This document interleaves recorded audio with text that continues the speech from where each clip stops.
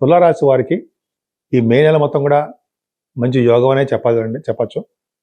ముఖ్యంగా మీ రాశి వారికి డబ్బుల విషయంలో ఏమాత్రమో ఇబ్బంది పడాల్సిన అవసరం ఉండదు. ఎక్కువగా మీ తమ్ముళ్ళని, మీ తోబుట్టు వాళ్ళని కలుస్తూ ఉంటారు. బంధుప్రీతి ఎక్కువ మీకు. అలాగే మీ రాశి వారికి పంచమ స్థానంలో రాహు ఉండడం వలన కొద్దిగా మీ పిల్లల సంతానం విషయంలో ప్రాబ్లమ్స్ ఉంటాయి. రాహు 5th హౌస్లను, 7th హౌస్లను, 12th హౌస్లను యోగించడం.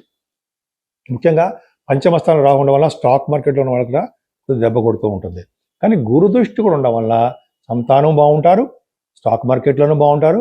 మీకు ముఖ్యంగా కళారంగంలో కూడా మీకు మంచి యోగాలు వస్తాయి. 6వ భావంలో శని కుజులు కదా, శని కుజులు రాజకీయ రంగంలో పదవులు తెప్పిస్తారు ఉంటాయి. కానీ హెల్త్ ప్రాబ్లమ్స్ కూడా మీకు ఉండడానికి అవకాశం ఉంది. 6వ భావంలో శని ఉన్నాడంటే హెల్త్ ఇష్యూస్ ఇస్తూ ఉంటాడు.